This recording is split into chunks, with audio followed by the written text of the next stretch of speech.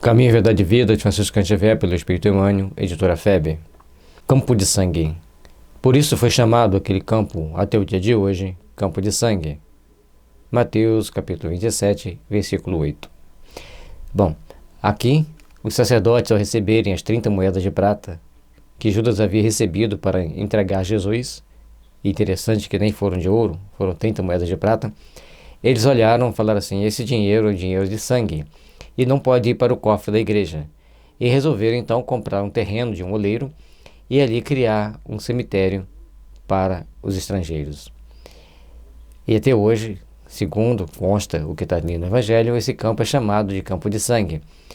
É importante nós começarmos a entender que as pessoas tinham consciência de que estavam tomando uma atitude totalmente insana contra o inocente, ou contra um ser muito puro, mas tomaram.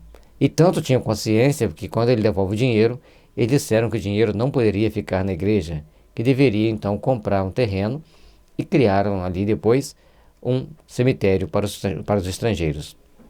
Desorientado em vista das terríveis consequências de sua irreflexão, Judas procurou os sacerdotes e restituiu-lhes as 30 moedas, atirando-as a esmo no recinto do templo. Aquele gesto de Judas de devolver a moeda, atirando as moedas a esmo, mostrando seu arrependimento, mas também, acima de tudo, ele despertou naquelas pessoas que ali estavam, naqueles sacerdotes, o sentimento de uma conscientização do erro que havia sido cometido, porque senão eles não devolveriam o dinheiro para outros, não colocariam o dinheiro para comprar o terreno para construir um cemitério para os estrangeiros. Eles simplesmente ficariam com o dinheiro. É importante nós entendermos isso, é importante nós compreendermos que cada um vai tomar as suas decisões segundo a sua consciência e vai agir segundo os princípios estabelecidos em seu íntimo, e, a partir desse conjunto de forças, desse conjunto de fatores, eles irão saber como agir dali para frente, para reparar os seus erros. Porque cada um de nós vamos buscar reparar o erro cometido. Cada um de nós tem noção, mais ou menos, dos erros cometidos e vamos procurar resgatar, vamos procurar consertar, vamos procurar nos aprimorar. E é por isso que cada um de nós carregamos conosco um campo de sangue. Ou seja, um ponto onde nós temos uma culpa, um ponto onde nós temos vergonha de termos feito aquilo em qualquer época do passado. Por isso, é necessário fazermos sempre um exame de consciência, ver o que nós podemos fazer pelo bem, o que podemos edificar de bem e trabalharmos intimamente para que esse bem possa vir nos envolver, nos proteger e iluminar nossos caminhos. Os mentores do judaísmo concluíram então que o dinheiro constituía preço de sangue e, buscando desfazer-se rapidamente de sua posse, adquiriram um campo distinto ao sepulcro dos estrangeiros, denominado desde então campo de sangue. E fizeram a caridade. Então, é um primeiro princípio, né, relatado de alguém fazendo a caridade na Bíblia.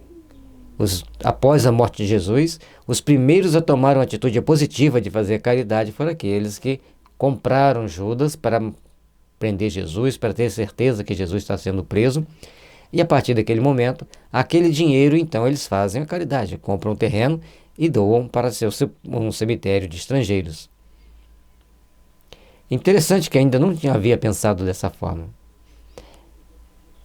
Eles, portanto, eles tinham consciência de que aquele dinheiro não poderia ficar para a igreja e que ninguém ia ficar com aquele dinheiro. Passaram, então, para esse oleiro que vende o terreno para eles. Todos nós temos aquele momento que entendemos que é importante fazer o bem. Todos nós temos aquele momento a partir do qual a gente toma consciência da importância de fazer o bem, de construir o bem, de edificar as forças do bem em nossas vidas. E a partir de então, todos nós temos que procurar fazer valer os nossos bons sentimentos, fazer valer os nossos bons ideais, fazer valer a força do amor que deve existir em nossos corações. Profunda a expressão simbólica dessa recordação e, com a sua luz, cabe-nos reconhecer que a maioria dos homens continua a refletida ação de Judas, permutando o mestre inconscientemente por esperanças injustas, por vantagens materiais, por privilégios passageiros. Uma outra reflexão importante que Emmanuel traz para nós. Quantos de nós estamos sendo Judas? De procurarmos, de achar que podemos negociar com Jesus as nossas posses materiais, os nossos desejos mais inconsequentes, cada um de nós tomando as atitudes e as ações que não são compatíveis com as nossas realizações espirituais. Porque com Jesus a gente deve procurar sempre fazer o bem pelo próprio bem, indistintamente. Com Jesus nós devemos procurar sempre realizar as forças do bem pelo próprio bem em nossa caminhada. Fazendo assim, trabalharemos intimamente por nos colocar na condição daquele que faz, naquele que trabalha com Cristo. E, portanto, nós devemos evitar qualquer negociação que venha trazer uma ponta de interesse de vantagens materiais. E sim, buscar sempre aquilo que nos traga esperança, que nos traga paz e que nos impulsione às realizações espirituais. Quando podem examinar a extensão dos enganos a que se acolheram, procuram, desesperados, os compassos de suas ilusões, tentando devolver-lhes quanto lhes coube nos criminosos movimentos em que se comprometeram na luta humana.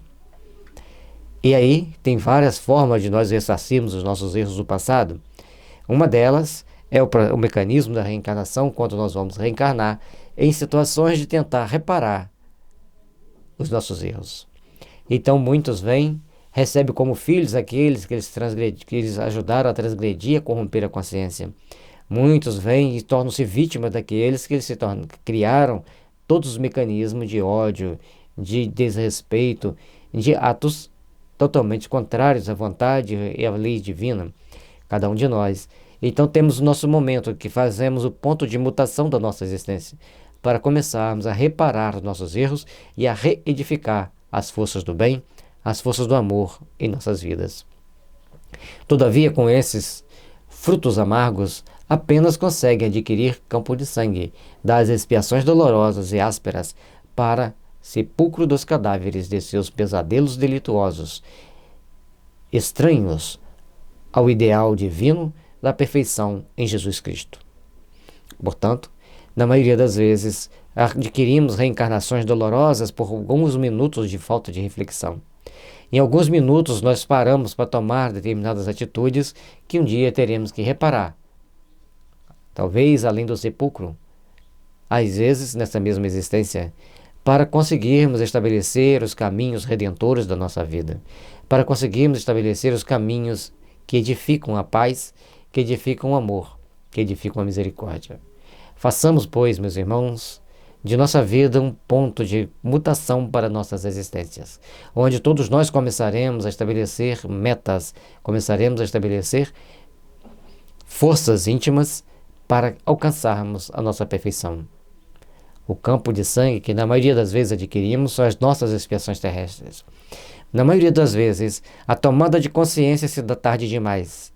Muitas das vezes no momento da morte ou até mesmo em outra existência. Mas cada um de nós encontraremos o nosso ponto de mutação para que a nossa redenção espiritual se edifique e se estabeleça em nossas vidas.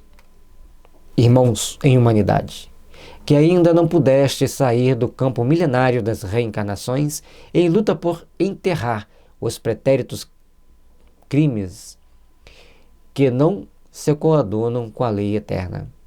Não troques o Cristo imperecível por um punhado de cinzas misérrimas, porque, do contrário, continuarás circunscritos à região escura da carne sangrenta.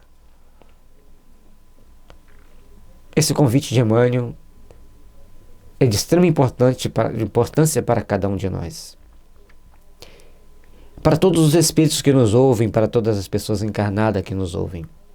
Repitamos, irmãos em humanidade, todos nós. Seres encarnados e desencarnados, temos que refletir sobre esse grande momento. Que ainda não pudeste sair do campo milenário das reencarnações. Precisamos de passar por várias e várias reencarnações para restabelecer a purificação da nossa consciência, para edificarmos as forças do bem em nossas almas. Em luta por enterrar os pretéritos crimes que não se coadunam com a lei eterna.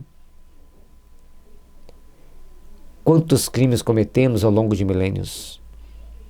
E a misericórdia divina nos dá a oportunidade de pagar sem juros, etapa por etapa, encarnação em encarnação, um pouquinho da dor que infligimos há milênios passados ou há séculos passados em irmãos nossos de caminhada. Por isso, a nossa luta hoje deve ser de fazermos o bem, de trabalharmos o bem, de construirmos o bem. Porque cada um de nós somos os eternos trabalhadores que edificam as forças do amor em nossas vidas. Não trocas o Cristo imperecível por um punhado de cinzas misérrimas. Tudo aquilo que viermos adquirir nesta vida são cinzas misérrimas. Porque tudo passa, menos a alma imortal. Tudo vai perecer, menos a alma imortal. Trabalhemos, pois, para fortalecermos o coração e a mente nos caminhos redentores que nos levam a alcançar a verdadeira paz em nossas vidas. Porque, do contrário, continuarás circunscritos à região escura da carne sangrenta.